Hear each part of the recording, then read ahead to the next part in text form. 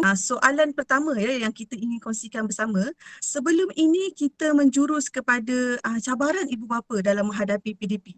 Namun kita seringkali lupa tentang cabaran anak-anak kita juga dalam menghadapi situasi sebegini. Jika sebelum ini anak-anak kita terbiasa belajar secara fizikal di sekolah bersama kawan-kawan di sekeliling. Namun selepas pandemik ini mereka juga terpaksa mengubah cara pembelajaran. Bukan ibu bapa dan guru juga terkesan. Anak-anak juga terkesan sebab mereka terpaksa mengubah cara pembelajaran dengan belajar sendiri, secara online. Persekitaran juga berbeza. Belajar juga menggunakan teknologi baru, cara baru, device, peranti komputer dan sebagainya. Jadi bagaimana kita sebagai ibu bapa dapat memahami personaliti anak-anak kita bila keadaan pembelajaran ini berubah? Bagaimana dengan memahami dan juga mengenal pasti personaliti anak-anak kita dapat membantu dalam melancarkan proses pembelajaran secara dalam talian ini. Dipersilakan Dr. Masyitah.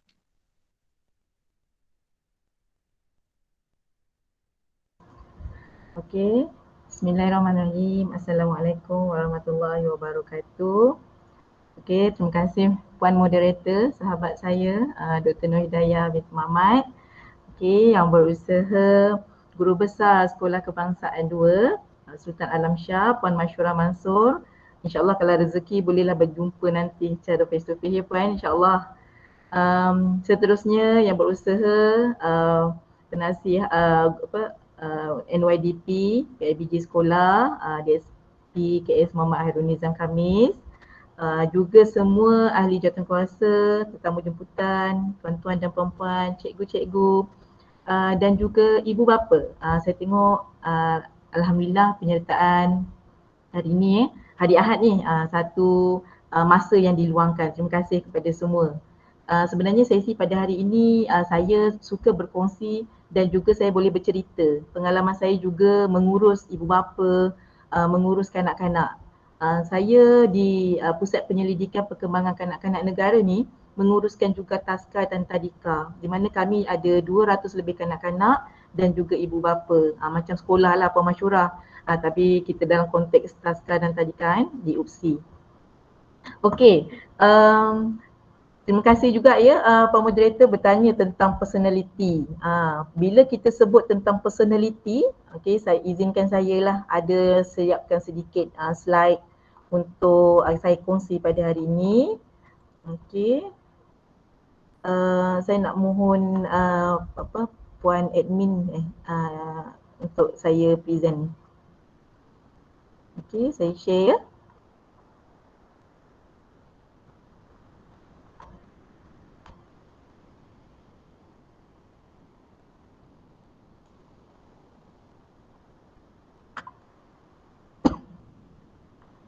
Okey, sebenarnya apabila kita nak melihat personality dalam cabaran, sekarang ni hampir 2 tahun kita melalui pandemik dan sekarang kita guna istilah endemik.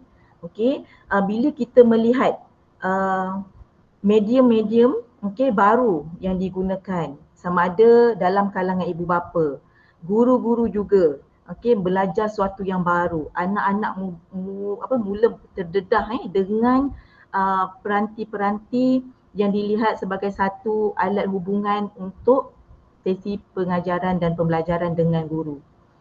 Ini semua baru bagi kita. Walaupun 2 tahun cikgu ni berusaha nak menyesuaikan dengan pembelajaran dengan ibu bapa dan anak. Ada waktu anak-anak ni dia perlu ibu bapa di sebelah. Ada waktu anak-anak ni terpaksa berdikari kerana ibu bapa bekerja. Okey, ada waktu mereka tidak ikut pun sesi PDPR kerana tidak ada yang memantau. Situasi-situasi ni adalah satu cabaran. Tetapi kita kena fikirkan benda-benda yang baik-baik saja kerana natural anak-anak ni adalah mereka mengikut arahan, mengikut peraturan. Mereka disetkan dalam minda mereka, mereka telah mengikut satu peraturan yang telah dididik di sekolah. Okey, contohnya mengikut jadual waktu. Okey, apabila saya nak sebut kepada personality anak-anak ni, saya menyeru, saya pesan kepada diri saya juga punya 2 orang anak. Okey, kita fokus kepada kelebihan. Okey, semasa dalam PDPR, ada waktu kita buat secara online, ada waktu kita buat secara offline. Okey, jadinya apabila kita melihat tekanan yang banyak, tekanan ibu bapa bekerja, tekanan ibu bapa ni memikirkan anaknya, okey, anak-anak tuan-tuan dan puan-puan ni nak masuk kelas. Nak masuk kelas, bagaimana dengan sepanjang perjalanan tu, adakah anak-anak ni faham? Banyaklah tuan-tuan dan puan-puan ni fikir. Okey, jadinya bagaimana nak menjadikan kita melihat semua tu adalah satu perkara yang positif walaupun sangat stres. Okey, saya bekerja juga apabila anak-anak ini kadang-kadang kita hantar kepada penjaga. Penjaga yang melihat anak. Saya ucapkan tahniah kepada semua ibu bapa, cikgu-cikgu berjaya mengharungi sesi pembelajaran pengajaran secara online. Tidak mudah tetapi tidak mustahil. Cuma titik tolaknya kita kena faham. Bila personaliti anak ni dia berada dalam satu ruang lingkup yang baru. Pada satu ketika mereka berada satu persekitaran sekolah yang bersemuka, boleh disentuh, boleh dipegang, boleh diajak, dibimbing, dipeluk. Tetapi bila berubah kepada PDPR, persekitaran lama tu dia berubah kepada yang baru. Bila pada yang baru ni, suasana dia adalah kembali kepada rumah. Tekanan berada di sekolah tu semua pulang balik ke rumah bersama anak-anak tu tadi. Okey, jadinya kalau kita lihat ibu bapa, kita sebenarnya dalam PDPR ni dia ada satu waktu cikgu dah menetapkan untuk satu subjek dia ada satu waktu-waktu tertentu. Okey, apabila kita berbalik kepada peranan kita pada ibu bapa, nombor satu, ada pada waktu tu sebenarnya hujung minggu lah, Sabtu Ahad macam hari ni kan, semalam Sabtu Ahad ni kita ada satu waktu yang kita boleh buat aktiviti santai bersama-sama. Kat mana kita nak lihat personaliti anak-anak yang telah dipupuk selama setahun lebih ni, hampir 2 tahun kerana proses PDPR tu tadi. Apabila kita nak lihat personaliti anak ni, kita boleh lihat dia dalam keadaan relax. Dia dalam keadaan dia bermain, nature dia bermain. So kita boleh tengok adakah dia bergaduh dengan anak dia, dia lebih suka menjadi ketua, sentiasa membimbing adik-adiknya. Kalau macam ada yang kat sekolah rendah kan, darjah 6 tu dengan adik dia mungkin darjah 1, dia berbeza. So bila kita berada dalam satu kawasan yang baru, dalam tempoh lah ruang lingkup kita lihat sekolah di rumah kan, kat mana kita nak lihat tu, kita tengok bagaimana kelebihan dia semasa buat aktiviti tu. Apa sebenarnya yang kita boleh nampak dalam diri anak-anak tu, iaitu waktu santai. Santai ni bangun pagi, Sabtu Ahad kan, kadang-kadang kita dah tak larat dah sebab kita bekerja. Ibu bapa yang suri rumah, ibu yang suri rumah pun bekerja. Bapa juga bekerja mencari rezeki. Sesiapa saja ibu bapa di sini, memang itulah mereka lalui. Rutin mereka adalah bekerja sebab mereka terikat dengan organisasi. Namun pada hujung minggu, Sabtu dan Ahad, kita boleh lihat bersama-sama aktiviti itulah kita boleh lihat sebenarnya personaliti anak tu apabila di dalam keadaan relax, tidak menghadap tugas-tugas semasa PDPR. Seterusnya apabila kita nak lihat personaliti anak ni berkembang dengan baik dalam tempoh sekarang ni, kita kena lihat, sentiasa bertanya tentang perasaan anak. Apa yang anda rasa hari ni? Apa yang abang rasa hari ni? Abang seronok tak pergi sekolah? Kat situlah kita sebenarnya mengambil tindakan daripada luahan perasaan dan hati anak-anak tu tadi. Ibu bapa kena ingat apabila personaliti ni dia berkait rapat dengan persekitaran dia, dengan macam mana kita bergaul, kita memberi arahan, kita marah, semua tu memberi kesan kepada anak-anak. Tetapi kita counter back balik. Mak tidaklah semestinya menjadi seorang malaikat kerana kita adalah manusia. Marah, tegur, menaikkan suara, itu adalah perkara biasa.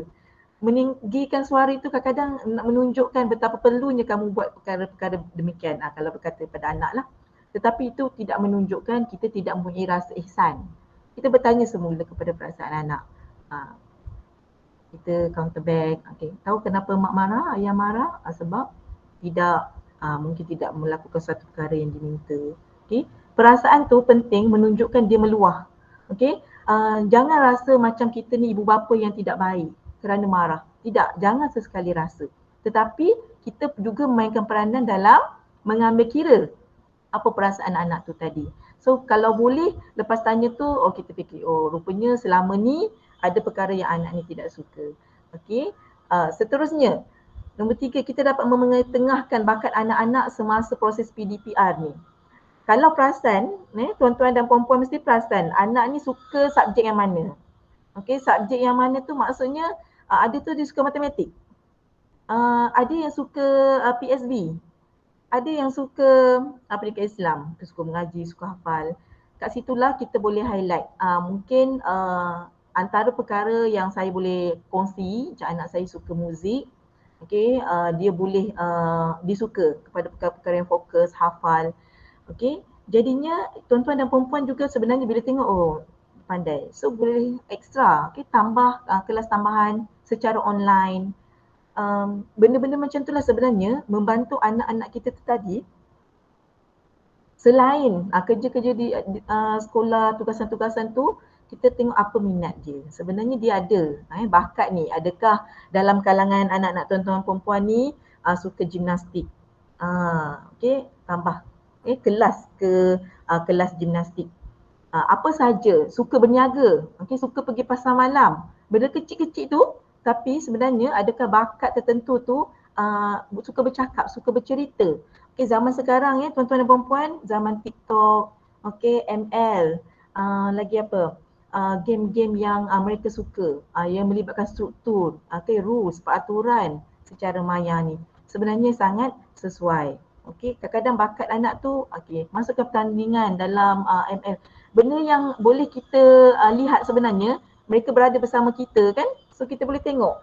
Jadinya ibu bapa meneroka peluang. Kita sebagai ibu bapa sebenarnya tengok sesuatu tu secara positif. PDPR ni adalah satu cabaran, tetapi kita counter balik supaya kita dapat lihat dengan lebih dekat apa kelebihan anak kita tadi. Okey, seterusnya kalau di sekolah kita dapat mengenal pastilah mata pelajaran yang disukai. Saya juga berterus terang lah kat sini pengalaman saya. Anak saya agak sukar untuk membuat aktiviti-aktiviti seni. Okey, jadinya perkara yang saya buat adalah menggunakan peralatan-peralatan yang sedia ada kat rumah ni. Jadinya saya guna kertas dah apa yang ada. Okey, kita tunjuk kepada dia nak jadikan sesuatu yang kreatif, yang cantik sebenarnya berada dekat pada kita. So anak-anak ni sebenarnya selain kita kena pasti apa yang disuka, dia minat, kita boleh tanya, kalau kita buat macam ni okey tak? Kita ada ni subjek ni, jom kita belajar mengira, berbahasa, okey, berbahasa Inggeris.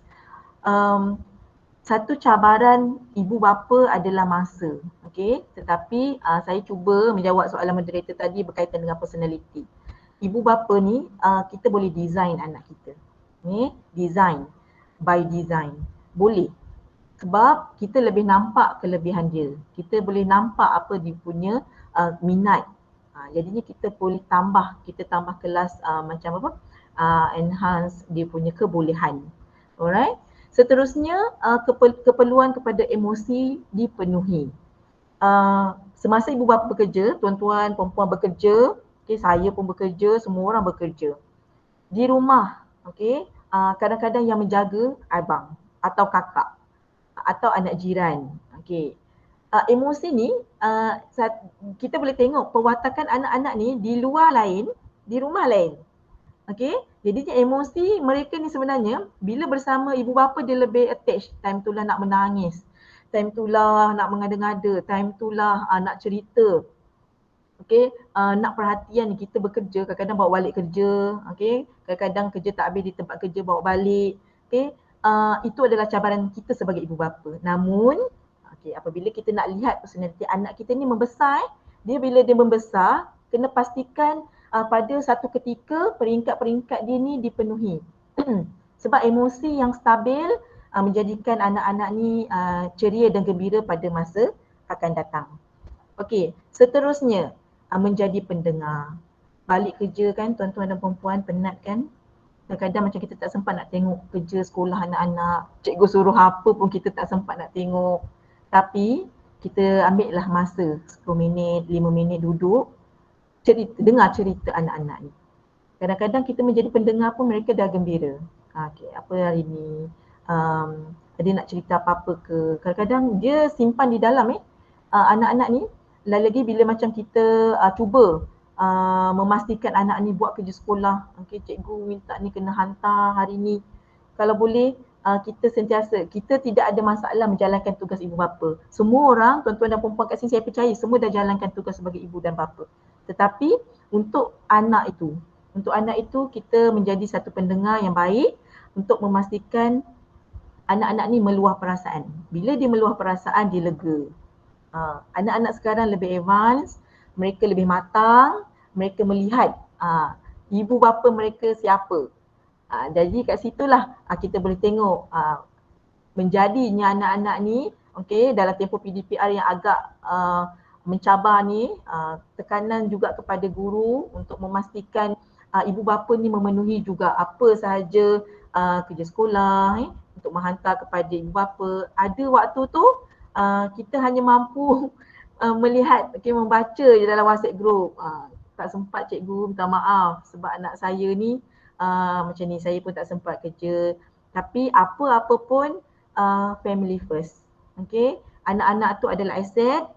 Kita yang mencorakkan dia, kita meneroka peluang untuk memastikan personaliti anak ni sentiasa positif.